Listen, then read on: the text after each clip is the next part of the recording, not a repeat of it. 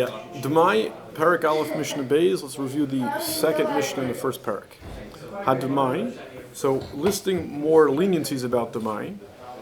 These all happen to apply specifically to Ma'aser Sheni, which one took off from Demai on the chance that it might actually be obligated, but still, Ein Lo Chamish. There's no obligation to add a fifth, to add an additional 25% when you redeem it. Ve'in Lo Beer, there's no end date by which you have to get rid of it. Normally, at the end of the third and sixth years of the Shemitah cycle, you have to get rid of all your Ma'asers. With Ma'aser Sheni of Demai, you can keep it around for as long as is convenient for you. V'nechel onen, it can be eaten by someone who's an onen whose relative has passed away and not yet been buried, even though that's not allowed by Ma'aser. V'nichnas to Yerushalayim v'yotze, normally Ma'aser Sheni has to be brought to Yerushalayim and left there and eaten there. This Ma'aser Sheni can go in and out. If it's just a little bit of it, you can just leave it on the side of the road and not deal with it if it's too little to be worth it. A small inconsequential loss we're not worried about. For nice lam arts, you can give it to anybody. You don't have to give it to someone who's specifically trusted to eat it properly. V'yechol kenegdo, then you'll just eat in place of it. And with other fruits, without a formal pidyon.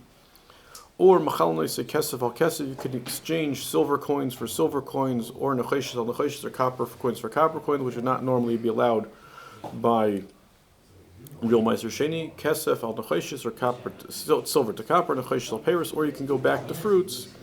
V'vad shiachzer yiftas a peiros, different matter as long as those fruits eventually get turned back into cash. No, if you bought fruits not in Yerushalayim, you could be Yalla Paris, Yochel Yerushalayim, you could take those fruits and eat them in Yerushalayim. Okay. Mishnah Gimel. Halikeach lezera ulbehema. If you buy food for non-food purposes, you buy it either as to plant as seed, or you buy it to feed to your animal, or kemach la'erais, or you buy flour to put into your hides and part of your tanning process, or shemen l'ner, you buy oil for light, or shemen l'soch b'sakalim, where you buy oil to grease things. All those things are patur min adamai, even though normally, if you have tevel, you're not allowed to use it up, even in a non-food way, because that way the Kohen and Kohanim and Levim won't get their trumas and Ma'asers. But again, by Demai, they were lenient and they allow you to use it for non-food purposes without doing anything. Another leniency, Mikaziv Vilaholan, from Kaziv and further north, right? Kaziv is a little past Akko, I think, and is Pater Min Adamai. In Eretz Yisrael, yeah. Is Pater Min Adamai. From the border for Demai is more restricted. It's only the part of Eretz Yisrael that they conquered in the times of Ezra. Past that, even though they have Durabanan obligations to give Truma, since it's not Deraisa, there's no obligation of Demai. Chalas Amaretz. Let's say an Amaretz who we normally would have Demai problems with takes off Chala and gives it to a Kohen. So, or V'hamaduma, or if a Amaretz has Truma that gets mixed up with his other stuff, so his only eitzah again is to sell the whole mixture to a Kohen for.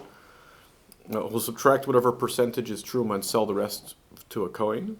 V'lekech bekesef Ma'aser Sheni, or what's bought with Ma'aser Sheni money, even if you bought it from an Amaretz, v'shirei hamenachos, or the leftovers of a mincha. If an Amaretz brings a carbon mincha and gives the leftovers to the Kohen to eat, all these things are patur min demai. In all these cases, we don't worry about demai, presumably because as much as we are discriminating against the Ami Aretz, we don't want to disenfranchise them too much and make them think that they're not part of the Jewish people.